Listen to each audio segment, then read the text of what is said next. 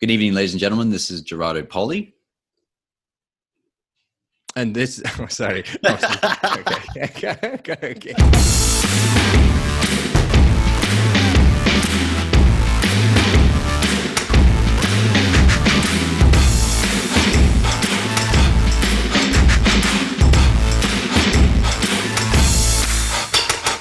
One of the best bits of advice I've ever received was to find good mentors and to learn from them.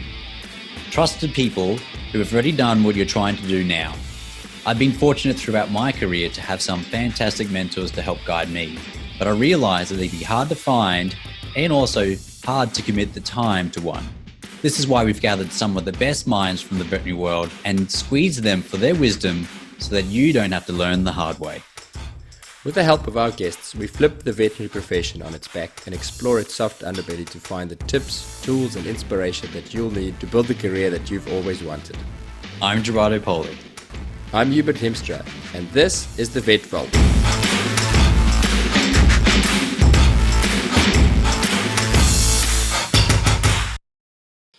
Hello, Vet Vaulters, and welcome back to another episode. We were introduced to today's guest, Dr. Dan Phillips, by one of our previous guests, Dr. Dan Markwalder. And then we connected with Dan and got to know him as someone who is passionate about veterinary science and driven to share his knowledge with others and to infect them with his enthusiasm.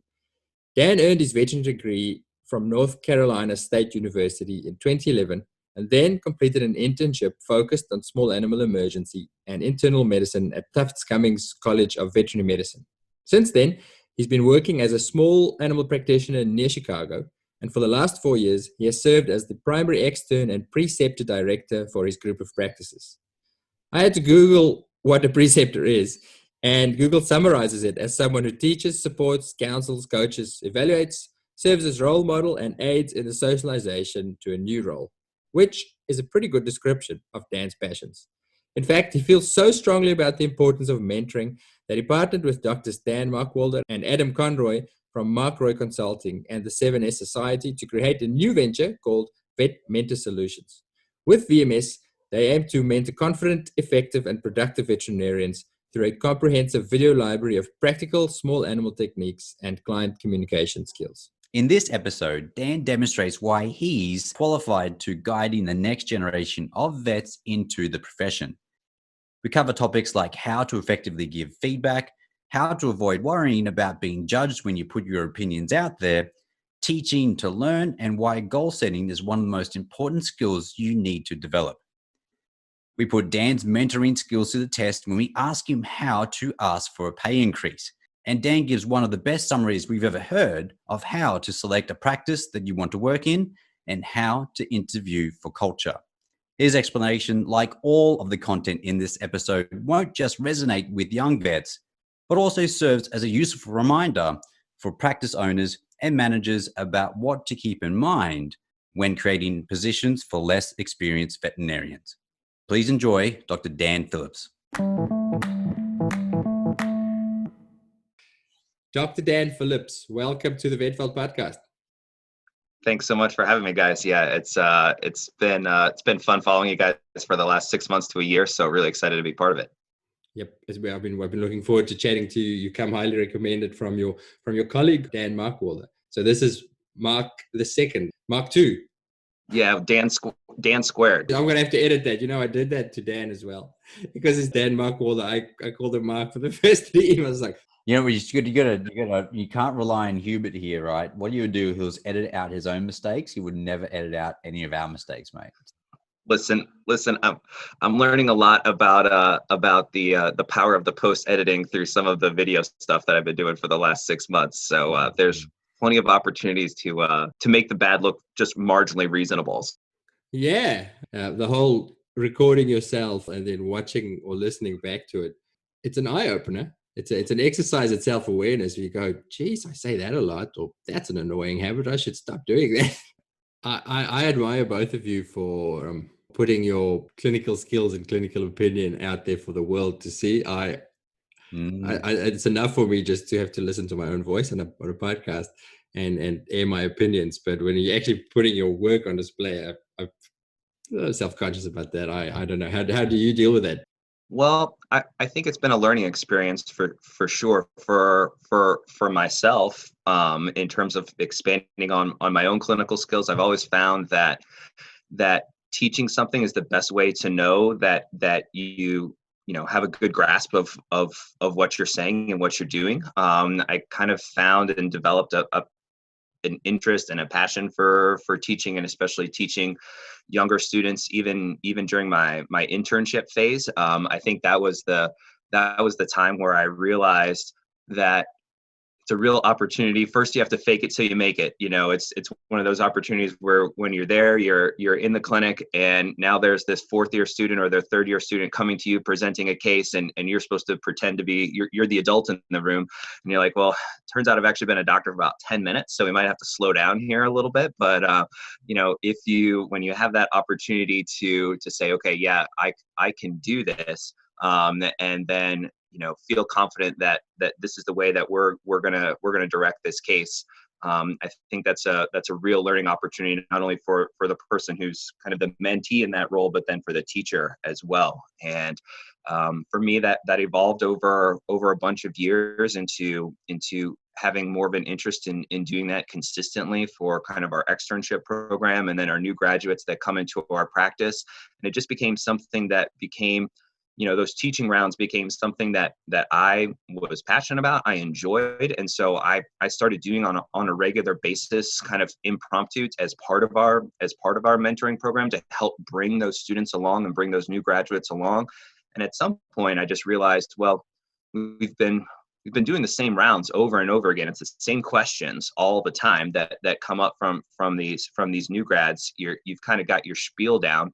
Maybe there's a way then to do that confidently for people beyond just those individuals that are within our own clinic, basically. And so that's where that came from. That being said, I had never done that in front of a video camera before, ever, and so that was definitely a new experience, a learning experience, something that I'm still getting used to, and is not my forte. Sitting around in the doctor's office with two or three other, new graduates or externs, and kind of going through the case and going through the story, and kind of prodding them with the questions that I think can help get them to the answer, is really probably more my ideal wheelhouse. But at the same time, if you're going to try to make an impact to go beyond just, however many people can come through your clinic over the course of the year, then you have to push yourself to go maybe outside your comfort zone a little bit. And that's where kind of the filming came in. I got a couple questions out of that, actually. Because I personally, it took me like 2 years to feel comfortable in front of the camera.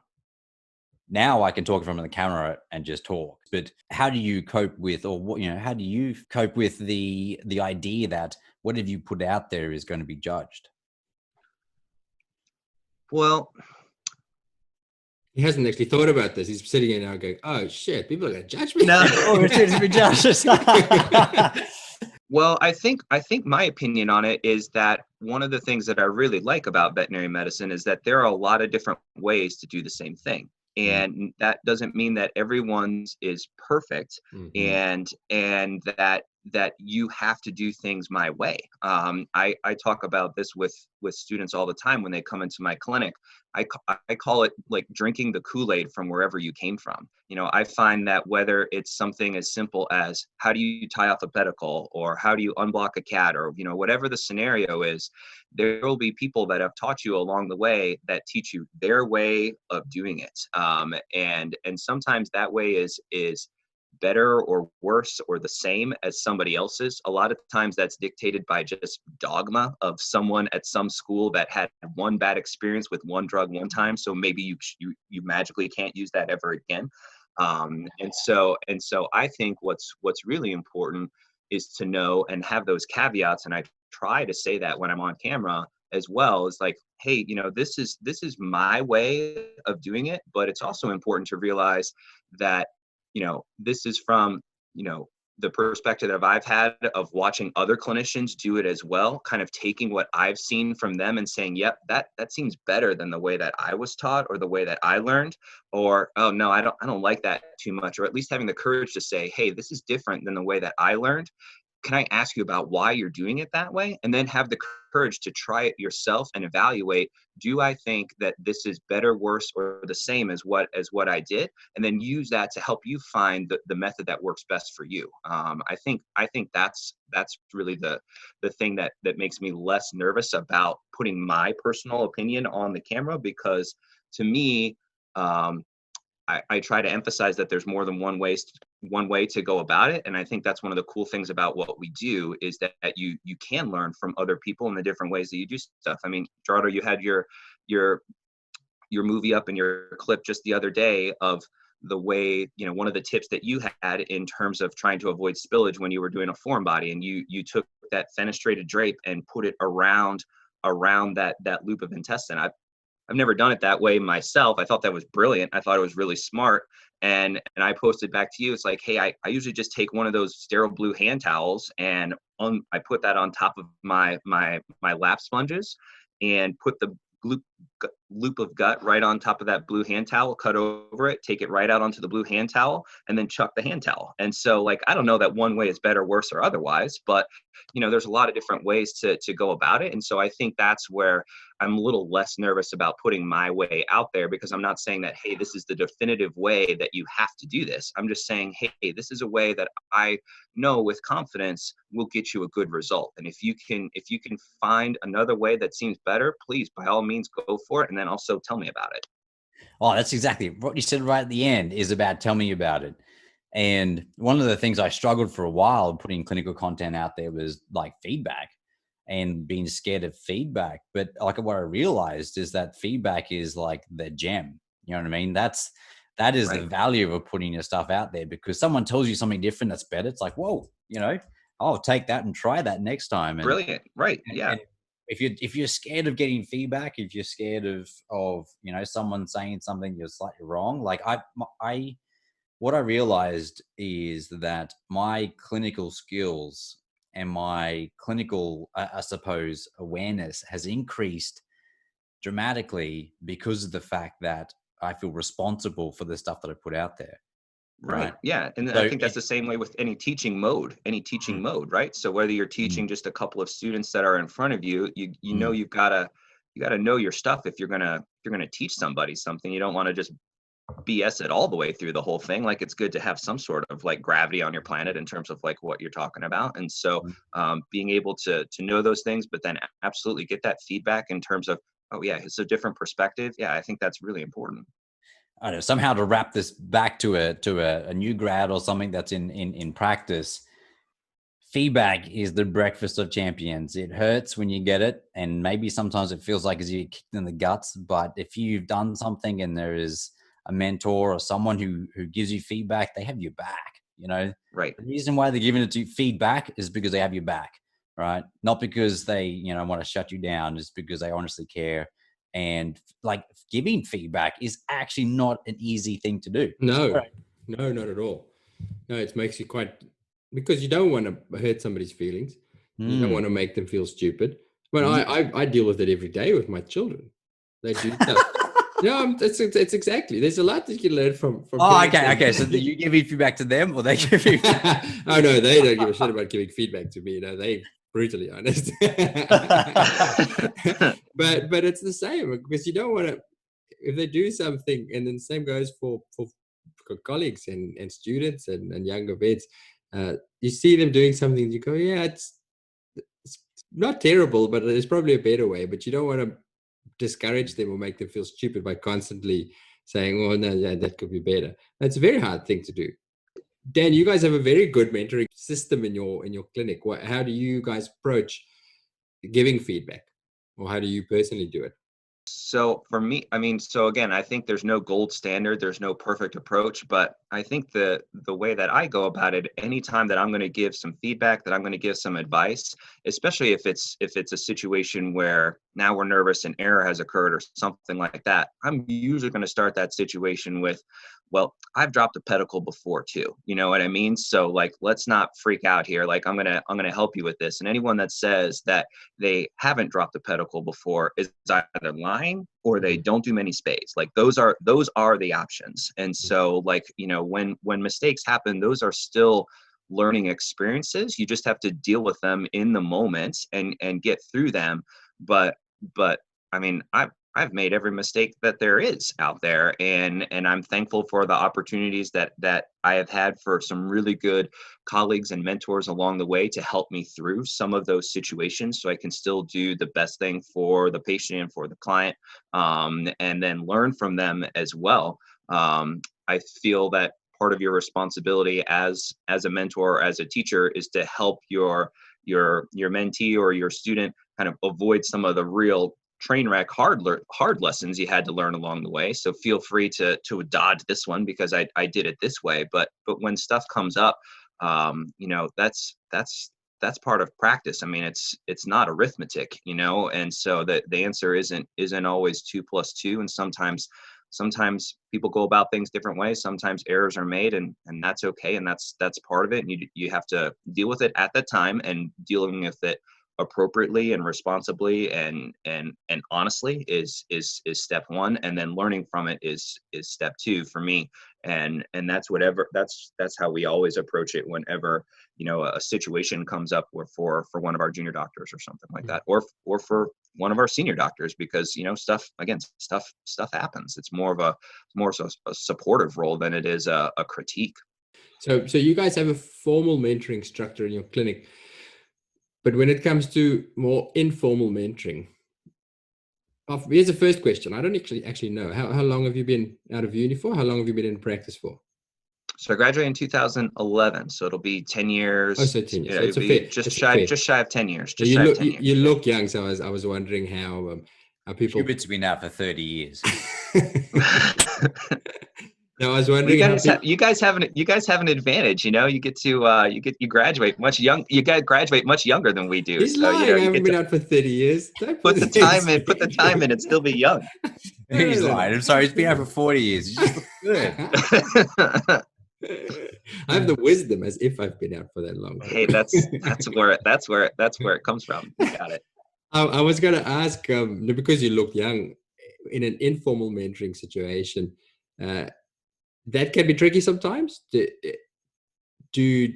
terms of the person receiving the coaching or the teaching or the feedback, if there's a feeling of, well, who are you to tell me? What do you know? And even younger vets can sometimes have that attitude of, well, I don't know, why should I listen to what you have to say? Do you feel like if it's a more informal mentoring situation that you have to have permission from the person? Like, do you ever have a discussion beforehand? Do you ever ask them beforehand, do you mind if I give you some feedback? And if they go, I actually really don't want you to, or how do you approach that situation? I guess I don't ask for that off the bat, because I think that regardless of whether it's a more formal or an informal mentoring situation, for it to be successful, it has to start with like a relationship of some type. And so you have to put in a little bit of time to know that person and feel comfortable with them, and them to feel comfortable with you, before you can transition into like a real tangible teaching, you know, scenario or moment that's going to be valuable in any way. And so I don't really come up to a person and say, I'm going to give you a critique here, you know, that I just met 10 minutes ago. You know what I mean? I'm going to spend some time, you know, whether it's even an extern, a 4th year student that's coming into my clinic for 2 weeks, you know, I'm going to spend the first 2 or 3 days putting time in to let them know who I am, what I'm about, trying to investigate who they're about, and then kind of evaluating where your skills at and where are you trying to go,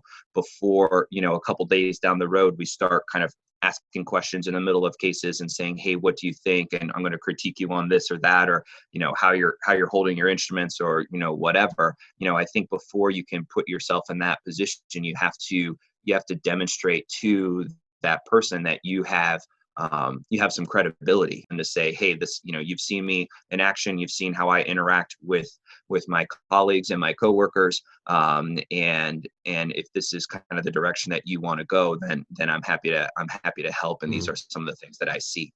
I think the key word you said at the beginning, there's relationship, and then trust.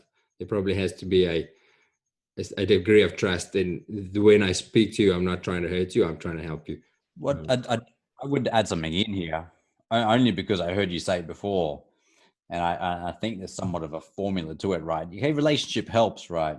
Definitely, and I think that you can't, you have to have connection, but in the times when you don't have connection, Dan, when you mentioned something before, I think was key, was that someone talking about experience, and what I refer to as your expert positioning statement, right? When you see someone do something that you believe is, actually not the right thing to do, right?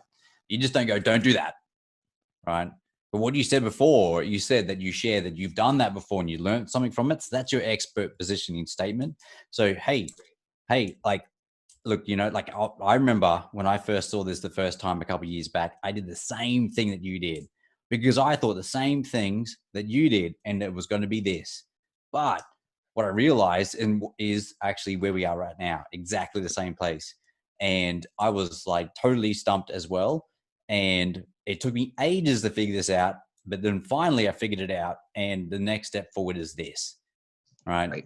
It's kind of like, it's your expert positioning statement isn't like, I'm the expert and this is what you should do. It's kind of like, hey, I can see your pains, Right. It's more of a humble recognition that I've been in the same spot, more or less. Let me help you get through this one, maybe easier than I got through it myself, more or less. And again, we're on the same team, and this is a coaching situation. This is not a berating situation or anything like that. Yeah. That's right. Yeah. It's almost like, it's, I think it's beyond coaching, because we would coach them out of a problem, but it's almost a bit more than mentoring, where you just tell them, right?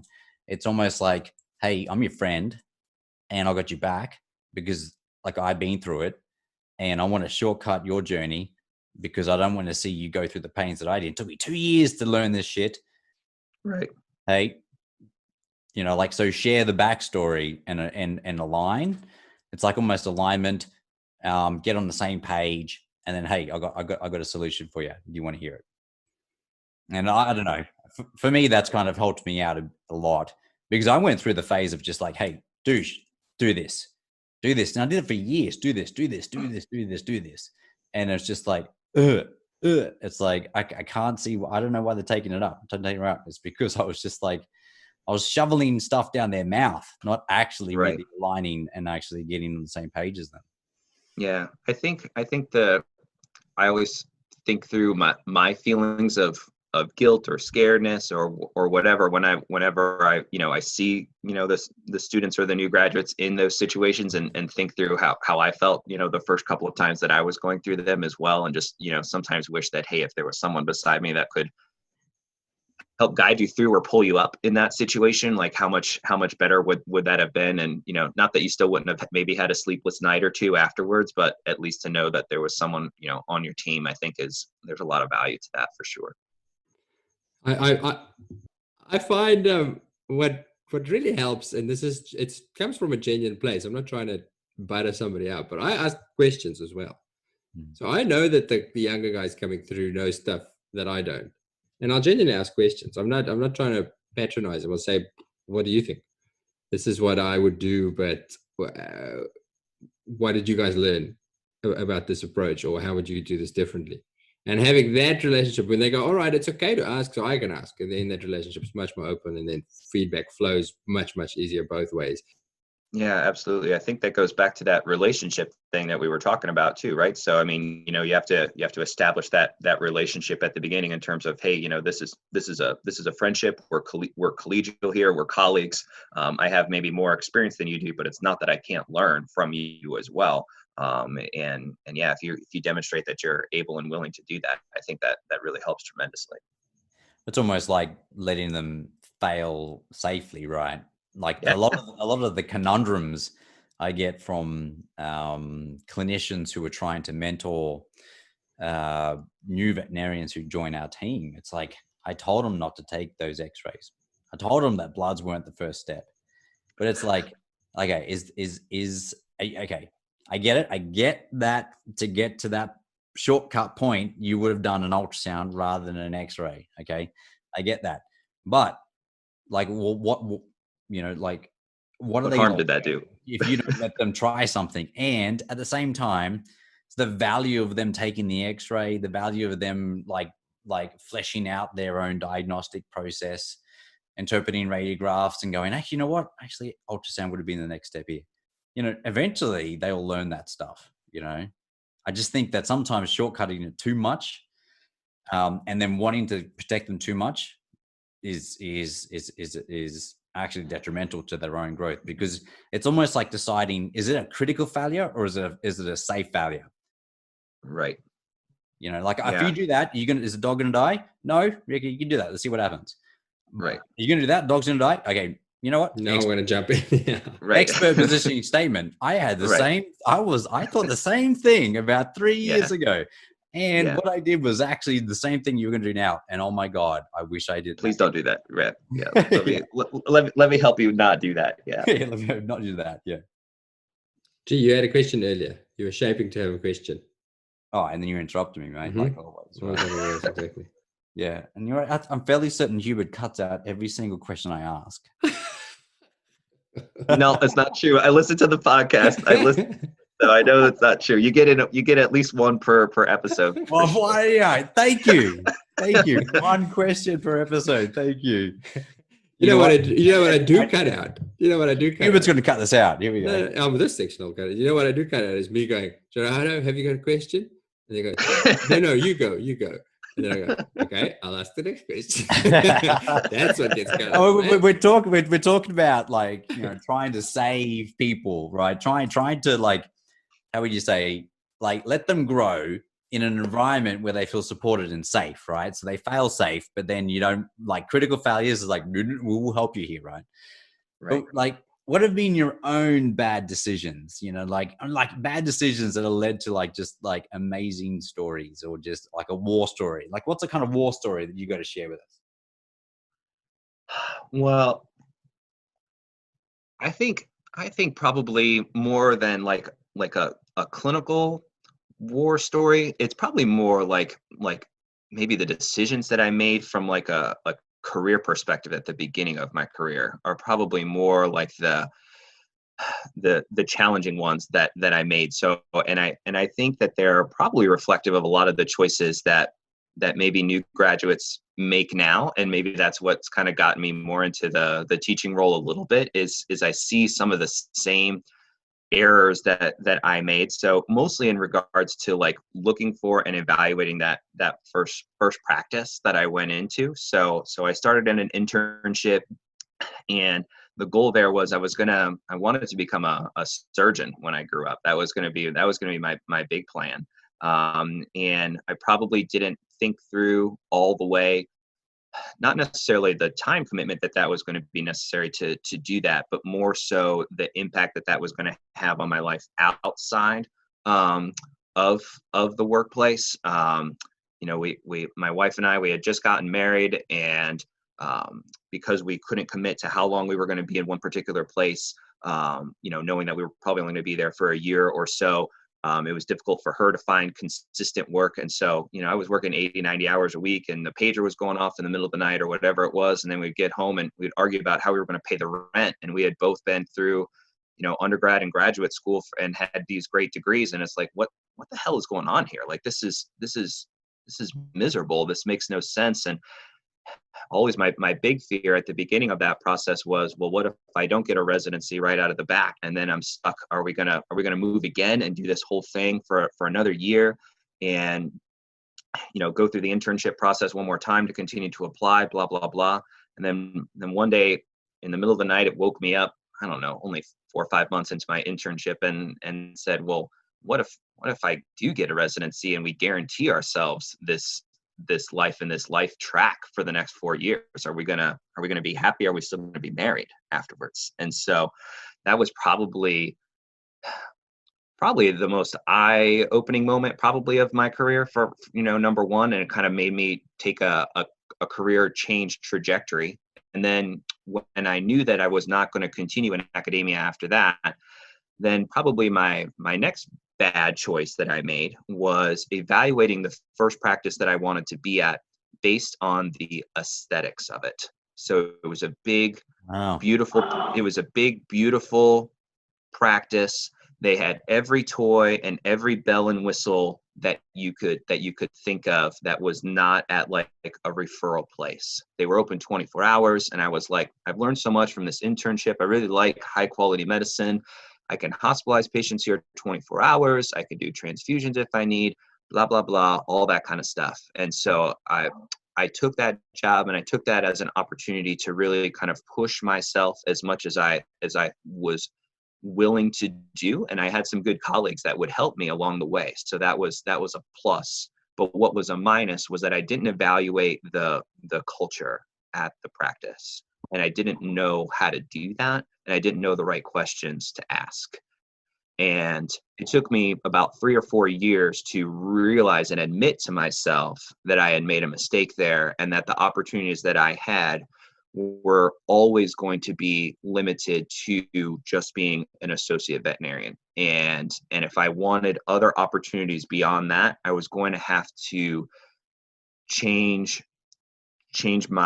my current employment, my career path, and change some goals and actually start setting some goals for the first time. And I think all of those previous decisions were made without real tangible goals in mind. And because of that, I didn't ask the right questions when I was going through like the interview process and the evaluation process. I think those were the two big, probably bad decisions that I made in the course of my career. I still learned a lot from both of them there, and I don't regret that I did them, but would I be farther ahead now, 10 years out, if I hadn't had the 3 to 5 year kind of just doing it my way detour without people to help me? Absolutely. I would be farther along. Yeah. So the question then So many is, questions. yeah, the question is there, how do you evaluate culture, right? Because like I love the hospital that I work in, because we have all the bells and whistles, right? The toys, the scopes, the ultrasounds, the x-rays, and like I can't imagine going away from that, right? So I'm kind of stuck, right? My career is like, oh, I love this stuff, and it's like, okay, where do I go next? Practice ownership, whatever it may be, and on and further. But it's like I couldn't go back to general practice without those things. So how do you evaluate culture?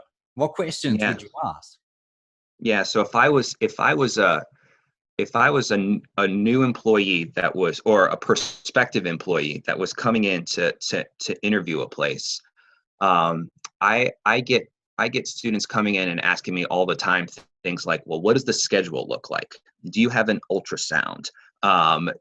Like stuff that is nonsense. Like at the end of the day, that has nothing to do with, are you going to be happy in this place? And has nothing to do with why you are now looking for another job. Like the reason you're probably a year out from graduation and are not happy with the place that you're at right now is because there's no one there supporting you to get you to where your goals are. And so I think the questions that you need to ask and you need to evaluate are, who is here and is going to be here and is dedicated to helping me? What are your guys' goals? And do they align with my goals of where I want to go? And do you have examples of ways that you have poured into other people to help them achieve what those goals are? And they should have some sort of tangible examples of those things. And if the example is, oh no, but look at this really pretty CT scanner that we've got over here, that's not the answer, because that at the end of the day, that really is nice, but is not going to keep you happy. What keeps you happy is a work environment where people are committed to helping you achieve what your goals are. So first, you have to know what your goals are. I think that's number one. And I didn't know what mine were for a really long time, and that probably held me back. I think that during interviews, because I've done dozens of them, I'm like, you're not asking questions, like the Right. interview is not just a one-way thing. It's not like, hey, like me interrogate you, trying to find, like, ask you questions that will trick you to somehow kind of spill that you can't handle stress properly or something. So, but it's also more so for the person who's been interviewed to interview their potential employer for, like, 100%. proof. Give me proof Right. that you can support me. Right. So you say we have support structures. What does that mean? What does that look like? What does that look like? Right. Yeah, exactly right. Right. What does that look like? You say every young vet student that comes in my clinic says they want to be mentored. And then the first question out of my mouth is, what does that look like for you? And then it's usually a blank glazed over stare and nothing. There's nothing tangible. So I think the question that should be coming out of their mouth is, what does an organized, structured mentorship program look like within your organization? And give me tangible things that demonstrate that. Don't tell me that, oh yeah, we're going to mentor you. Like, no, what does that mean? Does that mean that I have a dedicated person that is going to be my dedicated mentor and my schedule is going to overlap with theirs 80% of the time? Does that mean that we have written down goals that we're going to go through on a regular basis? Does that mean we're going to sit down, and have time that's committed to do that multiple times out of the week so that we can work towards achieving not only my goals as a clinician, but your goals as a practice owner? Like, what does that mean? And if the answer is, yeah, we've got a mentorship program, then guess what? You don't have a mentorship program. And beyond that, like, you don't have a tangible evidence that group is there to support you, to get you to what your goals are. And there's benefits from both sides with all of those individuals achieving their goals. You just have to, one, know what they are, and you have to work together and commit to getting to them. Well, it's alignment, right? It's getting on the same page. Yeah. Like Dan, if you come and like interview me, I'll be like, what are you expecting? And then you be interviewing me. I'm hoping that you would interview me to then like go like, what is it in a nice way? So I'm going to ask you what your expectations are, and then you're going to ask me for evidence of what I can deliver.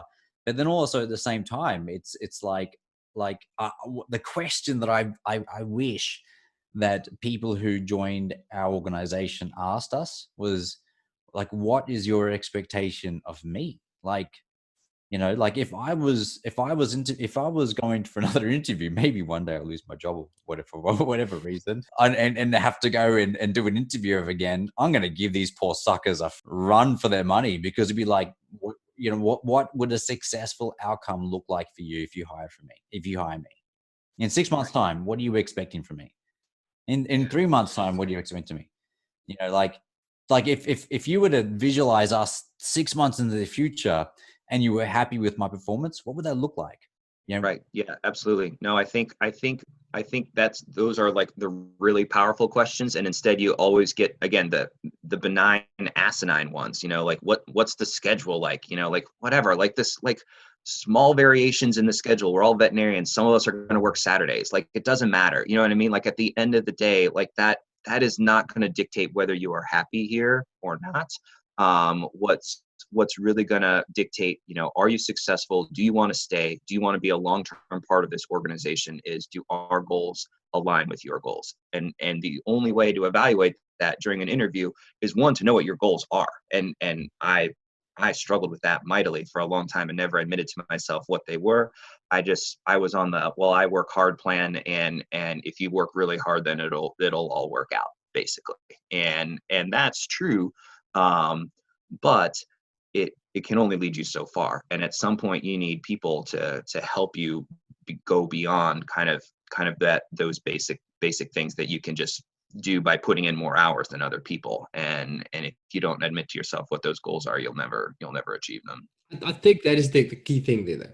I think when you say you didn't know what your goals were, I certainly did not know what my goals were when I was fresh out of uni. Maybe they were, don't stuff up and don't kill stuff. Don't kill stuff. That was my goal, exactly. I'm curious, what were your goals, or how did it look like when it started crystallizing in your head, when you started getting a picture of what you were aiming for? And the second part of the question is, would you have been able to get to those goals fresh from uni or a year or so into your career? Because I'm not actually sure whether it is possible, but I might be wrong. And I hope I'm wrong, that early in your career that you do actually know what you want. Well, I think you could, but I think you have to be open to evolving what your goals are. So maybe they're a little bit more basic at the beginning in terms of, my first year out, I want to be able to do a spay in 20 minutes. I want to be able to not freak out when I drop a pedicle. I want to be able to do an explore and be comfortable with it. And then maybe my second year out, okay, I'm feeling good with some of my clinical skills. I want to advance some of those a little bit. I found some of the things that I'm interested in, so I want to focus my CE on those things so that I can really start to, hone in on some of those things and define who I'm going to be as a clinician. And I was able to figure that stuff out for myself. It's after those 3 to 5 years that I felt pretty good about my clinical stuff that I really hit a wall in terms of not having goals beyond that, not having those that were defined, and needing someone to help me along the way. And I realized that I wanted an opportunity beyond just being an associate. I wanted some sort of leadership role within an organization, and the place that I was at, that was not going to be possible. And that's where I was referring back to those mistakes that I had made. And so that's where I had to reach out and find other opportunities where someone was going to be able to pour into me in terms of teaching me those, we'll call them soft skills, those leadership skills. Don't say soft. I'm gonna slap you through the camera. I slapped you. There you go. They're Don't say soft skills. All right, they're probably more important. They're performance. Okay, performance skills that are more. They're probably more critical than like your actual like clinical acumen and aptitude. But they are really difficult to learn just sitting in a classroom somewhere or without someone pouring into you. And that's when I met Dan Markwalder, actually. And he took a chance on me, and he poured into me, and he gave me an opportunity to go beyond being an associate veterinarian and a clinician and more of a leader within an organization and someone who is involved with the business in some way, and then start to define what my own goals were going to be for myself. And then he was 100% supportive in helping me to get those things. Could I have done that right out of the gate? Probably with him, I could have, but again, I would have needed some help in defining what those goals were, and I might not have known them off the bat. But I think the key is you have to identify what those goals are, be amenable to evolving those goals as they change, and then make the effort to find the people that are willing to help you support and achieve those goals. I think that's what I've learned over 10 years. That's a good answer. I am muted. I was going to say, you're talking, but it's really lovely to see your lips move, but to see me speak but not hear my voice. I had a question, Dan, but I think you may have answered it, but tell me if you have. What did you know after 5 years of veterinary practice that you wish you knew at the start of your career? Well, yeah, I think it still circles back to you have to set goals for yourself. And if you don't set tangible goals, and if you don't write them down, you're never going to achieve them. That's number one. And then you also generally need individuals to help you achieve those. And then my thing with kind of where I've gotten now is now I'm making an effort to try to help others kind of achieve those goals in kind of a pay it back type of situation, where I've been fortunate to be in a situation where individuals have taken the time, taken the chance to pour into me. It's been really beneficial for all sides in terms of, like Gerardo, what you were saying with aligning everyone's goals there, that they are beneficial both from the employer and from the employee standpoint.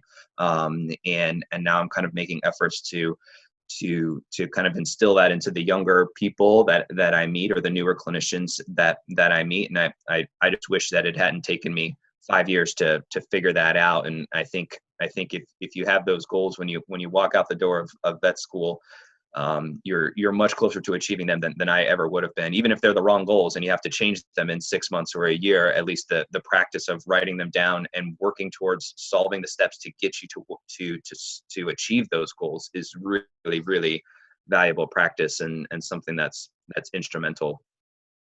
If it makes you feel any better, it took me much longer. If it took you 5 years, you could double that for me. And I do think that contributed. I wasn't happy as a vet for the first 10 years of my life. And I think it's because I had goals outside of work.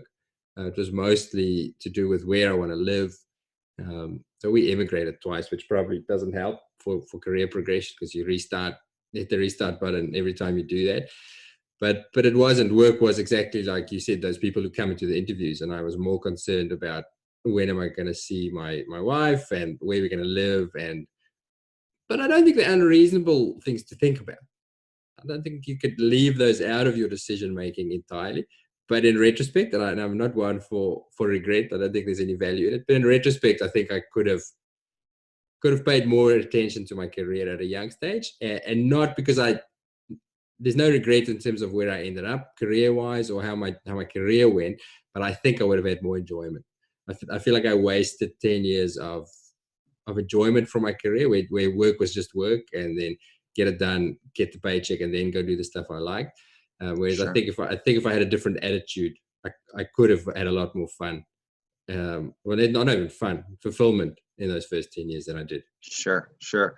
Well, I mean, I guess I will refine or revise my previous assessment then for those interviewees. So I think that those other aspects are important, but I think evaluating, can this practice help me achieve my goals, is probably the first question that should come out of your mouth, and figure that alignment portion of it that way, and then see, hey, can the details be worked out to make it such that my personal goals I can also achieve as well? Because if you can only achieve your personal goals but not achieve your professional goals from a prospective employer, then you might as well wrap up the interview, frankly, because you're going to be, you might end up taking the job, but in a couple of years, you're going to be looking for another one. So, well, one thing that I actually, a lesson that my own actual bosses and now business partners have told me was, look at your employer, and if you want a life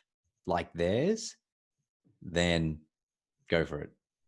And if they're a person who is like aging badly, serious health issues, working, I don't know, like 1,000 hours a week, no matter how possible or impossible that is, and you want a piece of that, then go for it. If you don't want, don't go for it. Yeah, it's a good point. Because they were going to expect the same thing as you. If you step up into a position that's in any form of leadership, any form of buying a piece of the pie, 5%, 2%, 3%, 20%, 50%, 49%, their expectations are going to be exactly the same. For what that, they're going to look at you and go, why aren't you doing 1,000 hours a week? You know what I mean? Right. So yeah, I heard an interesting talk at a conference once that talked about, there was research into why vets left practice, left the career altogether. So it wasn't just opinion, it was they actually did solid research on it. And one of the main reasons was that they didn't feel like they belonged in the profession because of those sort of modeling that they saw. They looked at older vets and went, shit, I don't want that when I'm 55 or 60. So I'm going to get out now while I can. Yeah, well, that's the key point, right? If there's older vets out there who are listening to this podcast, like, it's all about role modeling the way, right? Like you talked about it before, Dan, with regards to mentoring. Never actually said it, right? But it's like you're in a way, you're role modeling the way that you should think. You may not exactly know the information, but if you role model the way that, hey, I'll act calm and I'll act composed, but then I know, and I'm okay with not knowing information, despite the fact I've been out for 10 minutes and you're in 4th year. I know now the steps I need to go to the information is this. That's role modeling the way, as opposed to shit, I don't know what to do now. I have nowhere to go. It's the same thing goes for practice owners who work a gazillion hours, who haven't actually yet developed, like they just maybe, I don't know. I don't actually know how to say this, but in a way that like they what they're role modeling is an unsustainable way of life, an unsustainable and unbalanced and no aspect of self-care, which is so important in this age with our generation of veterinarians that are coming through. If we don't demonstrate self-care, if we don't demonstrate self-love, and also demonstrate or role model health, physical activity, eating healthy, being social, having a good network of people who develop you and push you forward, then, how are they ever going to look at you and go, actually, you're the person, I would like to be where you are right now?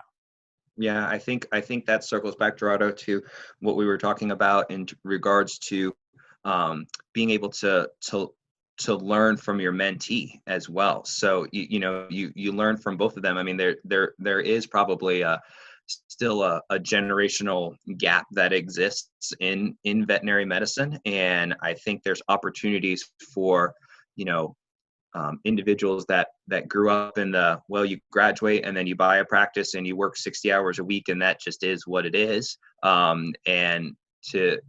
Maybe they're resentful of or don't appreciate the perspective from maybe the newer generation that's coming up that says, hey, maybe that's not for me. Doesn't mean that that's necessarily wrong. And you have to be open and to listening to those things and evaluating it and saying, hey, what can we learn here? Because I've blown up my life and spent 80, 60 hours a week in the clinic for my entire life and kind of missed some of it. And so maybe the millennials don't have it all wrong, that type of thing. And, they can learn from your experience. They can learn from your business acumen. They can learn from, a lot of things that you've been through and mistakes that you've made and those types of things. But you can also learn a lot of things from them as well in terms of having that slightly different perspective.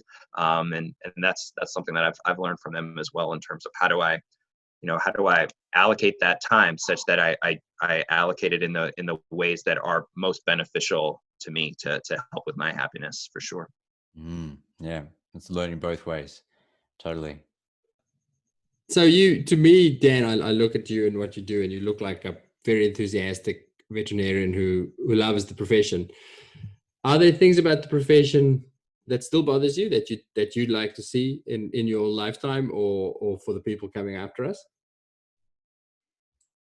Well, I think the main thing that concerns me or bothers me now is people losing enthusiasm for the profession, maybe early on, getting down and out, getting beat down by it, whether that was, I had too much student debt and now I can't afford to live life the way that I want to. I want to be a practice owner, but I'm struggling because I can't compete with corporate America, or I don't have the quote unquote work-life balance or work-life synergy that I'm looking for.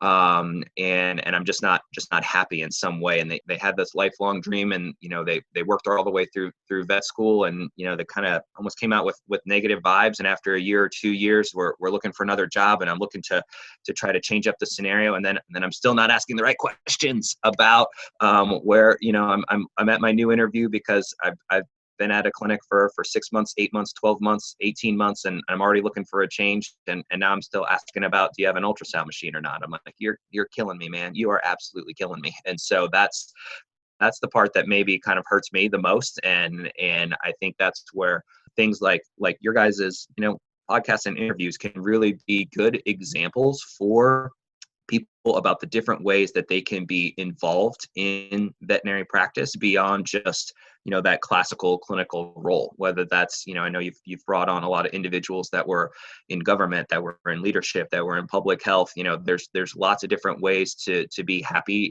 with this degree and with this career. It gives you a lot more opportunities than maybe you would stereotypically think. And there's no reason to be unhappy with this career choice. There's really not. And so I think maybe that's the part that's a little bit sad and upsetting for me. But I think what you guys are doing is a great opportunity for a way to get that positive message out there. That's quite literally why this started. The podcast started literally because like I said earlier, I was so miserable being a vet, until I realized, I was really drunk and we were having a conversation. Yeah, we were. No, it was literally that, because I was that miserable vet who wanted to leave the profession early on, until I realized that it's not the profession's fault. It's just my approach and my attitude that's probably, not probably, was definitely at fault. And then I thought, well, we've got to tell people this, and that's exactly what I love about what you're doing, because you have the same goal to say to people, hey, it's not, there is a way to be fulfilled and happy in this. I totally go through phases where I'm like, oh, okay, I'm done now. Well, but it's not that, right? You can totally recreate anything you want with this career. Like, provided that you just like see beyond. Like, we talked about having goals, right? And before we talked about, having a plan and so forth. A lot of people like the goals are like, I want to earn $100,000, but like you can earn $100,000 by working 100 hours a week. Sure. Okay. I don't even know is there even 100 hours in a week? I have no idea. Anyway, but it's almost like what does the future look, feel, and sound like for me? It's almost like what is a goal that you have for you, like a vision for yourself in the future, and what does that look, feel, and sound like? A lot of people don't even think about that. They don't actually have a vision in mind. And what they realize is that once you have a vision, what I believe is once you have a vision in mind of what your future looks like, you can create it whichever way you like and do whatever you like with this career.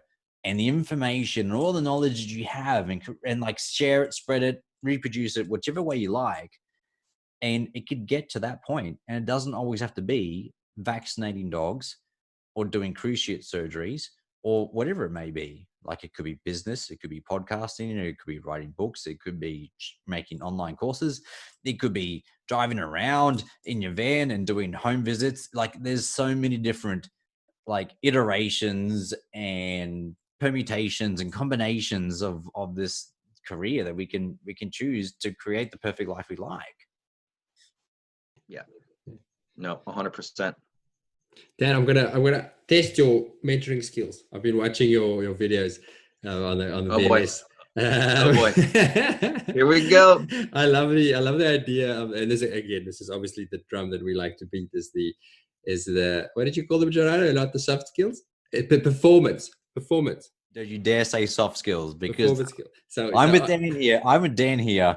Like, I've seen clinicians who do not have the clinical know-how, but perform so much better with. I know they're not soft skills. You don't have to lecture me about it. I'm asking for a better word for it.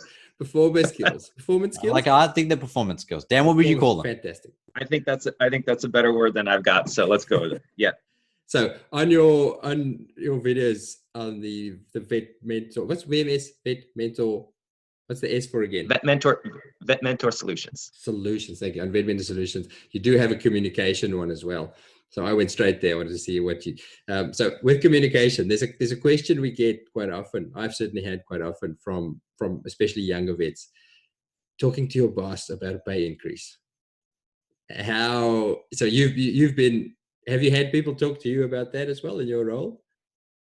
Thankfully not, because I am technically not their boss. So okay. That helps. All right. So you haven't been on both sides of the equation. I haven't been on both sides, but I have been on the one side doing the asking. And so I would say in terms of the ways to go about that, I think the first is you have to know your own value. And so that's where, again, a lot of the struggle comes in for new graduates as well. What Gerardo was saying, hey, what does success look like for you 6 months down the road? A lot of that will be in line with, I want, a certain time frame or a tangible skill that I want to be able to do at 6 months, but it should really be along the lines of, what am I able to produce and generate for this practice? Because that's where the value for the employer comes in. And if you don't know what that is for yourself, then how do you understand what your own value is to the practice? And so if you think that you should be earning more, or you're going to your employer for a prospective pay raise, I think the first step in that process is to know what are you actually generating and producing for your own practice? And if you're not getting those numbers, if you're not getting that feedback, then you're not getting adequate performance reviews to evaluate where you're at. And so that first part of that conversation before you go to an employer to say, I would like, or I want a pay raise because, you know, I've my HVAC just exploded. You know, the real question is 3 months before that, you need to come to them and say, can we please take an hour and sit down and talk about my numbers over the last 2 months? What's my average client transaction look like? What are the number of clients that I'm seeing, and where are areas that you see that I could improve, or that I see that I could improve based on these numbers? And then, you know, a lot of it is just basic math out there, and it's not that hard to figure out whether you're getting fairly or unfairly compensated. I would say in the States, the vast majority of compensation packages at this point are on a production basis of some type. So you have your base salary, and then you have a production scale or a bonus scale that's associated with what you produce and generate.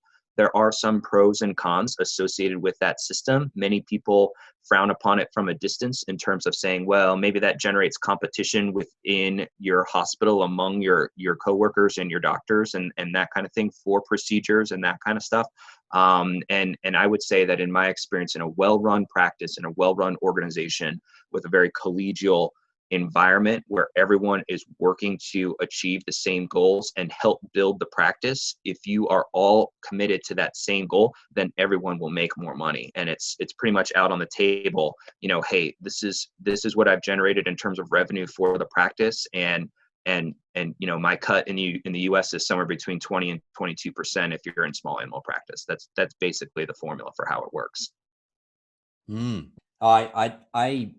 So for us, it's we were one of the first to roll out sort of production based pay scales, right? And it was frowned upon because they felt like as if it was all about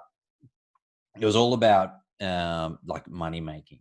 It's all about just, you know, like for the people who were good at being a salesman, they were really good at then getting paid more and so forth and whatever and things like that, right? Sure. But then, like, I honestly don't believe that a veterinarian who can't or doesn't want to invest or learn the skills or can't advocate for a pet, right? Right. Shouldn't be paid the same for a veterinarian who is actually advocating for good healthcare for a pet. No, I Right? agree 100%. Yeah. If they're not confident, right? And maybe there's some people out there who listen to this, and I'm really sorry if this is you, but if you're not confident to put yourself out there and learn the skills, to upskill, to learn how to communicate, to learn how to advocate and get over the whole just like what is best for the pet and feeling like as if you're selling, like I hate the word selling. Everyone hates the word selling, but we sell every day. Like when you get up in the morning and you do your hair, you are selling yourself, right? When you go out to dinner on a date and you're dressing yourself up, that is selling. You are selling yourself to that person you are dating with. We sell on a daily basis, and just get over the word sell, because honestly, the better we are at it, the more successful we are. Like if if you're going to a date and you didn't want to sell yourself, how successful are you going to be? The person's probably not going to date you again, right? And it's the same thing in a consult room. If you're in a consult room and you don't want to feel like a pushy person because you don't want to feel a bit uncomfortable that the client may say no because that dog's teeth are falling out and you don't want to push a dental, you just undercut the life of, the health of that dog, because it's something else you need to get over yourself. Yeah, I'm going to interrupt you because the way you phrased it might make it sound like you said something about the health of the dog. I know how you feel about this, and I know how you guys operate. It's not saying the health of the pet is not important, or it shouldn't be your primary concern. You should be focusing more on generating more money. That's not what we're saying. That's not what Gerard is saying. It is the best interest of the animal is what you should be selling. should be pushing for, and that equates to money. I just want to clarify because some people might listen to you and go, "Fucking Gerardo, I didn't care about the health pets. No, It's I just like all about totally. selling." Like, No, it is exactly advocating for the. I always put myself in the shoes. If I was the dog which had a sore belly and like I was vomiting for 3 days, what tests would I like to have done on me? You know, everything. Like find me an answer because I feel like Except shit. the rectal exam. I feel like yeah, that's right. Don't do that. Don't do that again. No, that guy with the bigger finger, don't do that again. I just think that, if I was the pet, wouldn't I like an answer for my own illness? Yeah. And if the client says no, the client says no. Okay. If my owner says no, Gerardo shouldn't have those tests because I can't afford it because I need to pay my school fees, perfectly fine. I have no issues with that. But we don't like Gerardo very much anyway, so it's because he talks too much on podcasts. No, I think there's multiple components that go into that. The first is that if you are practicing, I think, good quality medicine and advocating for the things that are important and are cornerstones of your practice, whatever that practice is. Gerardo, you even mentioned that, hey, you need to push yourself to acquire up skills and those types of things, whether that's, I need to go learn how to do ultrasound, or I need to learn how to do a lateral suture, or whatever those skills are. I agree those can help with your production overall, but I think what matters much, much more is consistently advocating for the best standard of care within the exam room. And whether you can execute that last final or two steps at the end of the day, probably not going to have a huge impact on your production overall. Yes, if I can advocate for it and advise the client that, yes, this dog has a torn cruciate and it needs a lateral suture, and it's a 10-pound dog and I know how to do the lateral suture, then my production is going to be better this month. That's okay. But at the end of the day, for my junior doctors, in terms of getting them to understand the value of production, to me is much more about consistency, advocating for the client consistently, and then advocating for yourself in terms of what are the things that you can do every single day to be consistent, to advocate for the best medicine for the pet. In the United States, that means that every single time that you're in an exam room, you need to be talking about heartworm prevention for that dog. And that is not an upsell. That is the best thing for that dog. And if you do that, and if you do that with confidence and you do that consistently, that will be a higher generating, a higher practicing doctor and a higher earning doctor in my practice compared to the one who doesn't do that. And that has nothing to do with whether they can do an ultrasound or they can do a lateral suture or not. And so, yes, adding those additional skills is to me something that I find valuable, because I myself I kind of get bogged down at the end of the day with kind of the classic GP talk, more or less, and I try to push myself into those other realms of maybe some other avenues of medicine where I can push myself more. But I still think that you can be a really good advocate and a high advocate for your pet and a high producer for yourself and for your employer by just advocating the best thing for the pet. And if you do that consistently, the revenue will follow. I believe that 100%. I know that from the students that I teach. So you don't need to be a surgeon to be a high. No. Because that's an argument I've heard often, and I think that was my excuse for a long time, because I'm like you, I'm strong in the GP and I'm strong in the medicine.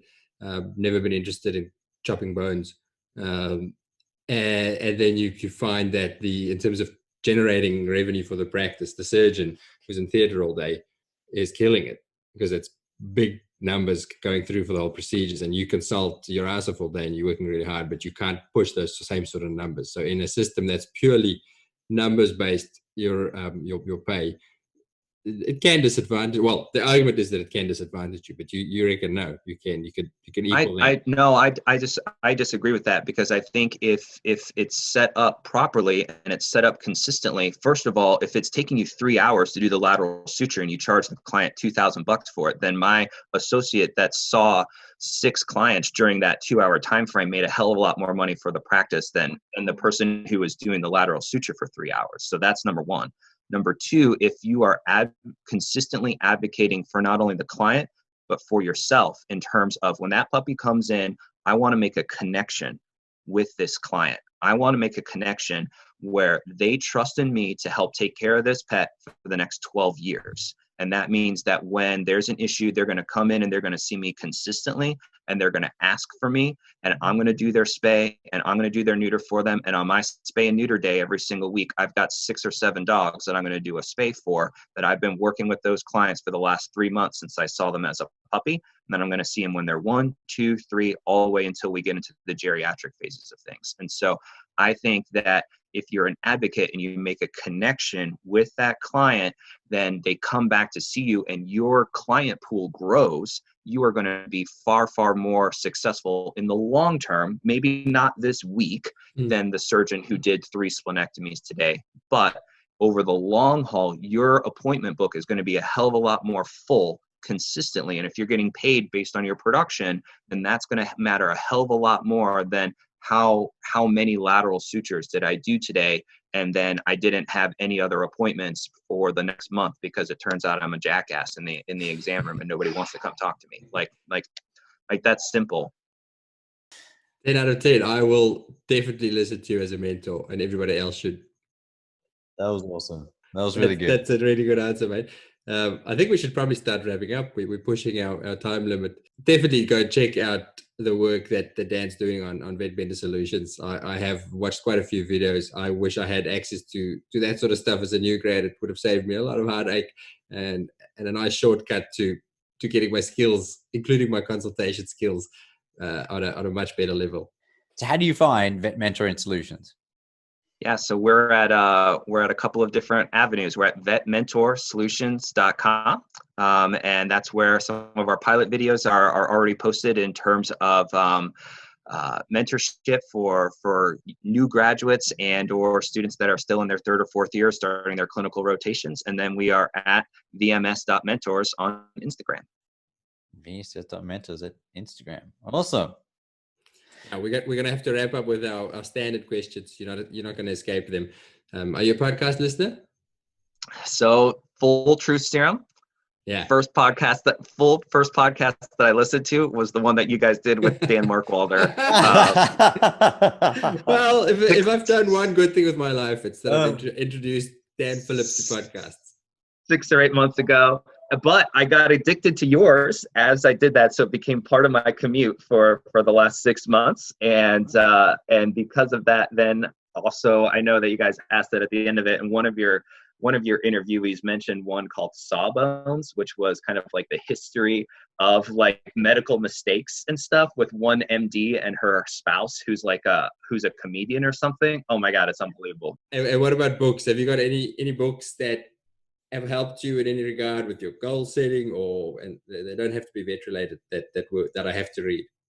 Yeah, absolutely. So in terms of books from like a professional standpoint, I like The Ideal Team Player, and that one focuses on, it's really short, quick, easy read, and it talks about some of those keys maybe to look for not only as an interviewer but as an interviewee when you're evaluating that employee. So I really like that one. It's got really simple, easy to remember concepts that I think really hit home in terms of what are the important intangibles that you're trying to evaluate and identify when it comes to not only employee but an employer perspective.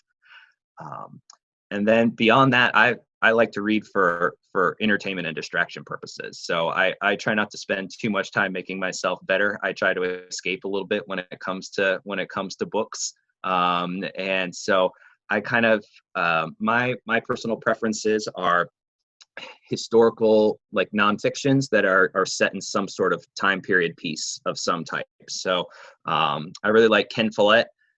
He does a lot of World War II kind of settings, and then he also does some medieval ones. I like Bernard Cornwell. He does a long series called the Sworn Sword, which was about kind of the formation of Britain from kind of small ununited kingdoms into what eventually became England. And they actually made that into a Netflix series, so it's got to be good, obviously. And then Sharon K. Penman, she does pretty historical, accurate nonfiction, pulling from archival records on a lot of the ancient kings from England. So all the way from Richard the Lionheart and his entire family, and how that all developed. So she's got a really, really cool series it's pretty in depth, and it's a dense read, but I really like it. Awesome. If you love history and you're new to the podcasting world, if you haven't heard of Dan Cartland's Hardcore Histories. Oh, I heard that when I tried it out. Yes, I like that one too. I was going to say that I think everybody knows about that one. It's one of the most listened to podcasts in the universe, but it's spectacular. If you're a history buff, there's some spectacular series on there, but you need a lot of time. Yes. Thankfully, my commute isn't super long. It's only about 15 minutes, so it's hard to get through an episode. It takes like 2 weeks to get through an episode because they're like 4 or 5 hours. Let podcasting invade the rest of your life. When you do the dishes, that's transitioning time. Household chores, anything like that, where the kids are annoying you, like headphones on, cut them out, listen to something more interesting. I've got to figure out a way to do that covert ops, because I've got a 3-year-old. So if I did that all the time, I think my wife would get kind of crabby with that plan. Yeah, so but the thing is, if you've got it on silent, then you can't even hear your wife complain about it. So he's totally going to chop that bit out. No, I won't. Okay, Dad, this is very applicable to you because this is literally what you're doing with your new project. But you have an audience of the world's new graduates listening to you, but instead of a whole series of mentoring solutions, you can only tell them one little thing, one little bit of advice. What's your one bit of advice? Sure. My one little bit of advice is the same one that I give to all of the externs or students that come into my practice and stay for a few weeks and as they're heading out the door. And it's the main limitations that you run into in veterinary practice are those that you put on yourself. And so be aggressive, be bold, overcome those limitations. And if you're not happy, find someone to help you get where you want to go. But those limitations that you've set on yourself are those that you've put on yourself. So you can do anything that you want with this degree and with this industry. So don't limit yourself. Love it. Love it. Awesome. Great, man. Thank you so much. Yeah, man, this was awesome. Thank you guys for having me. I had so many other things I wanted to ask you, but time. We've got to cut it. We'll do another session at a later stage and keep chatting. I'd love it. All right, mate. Thank you so much.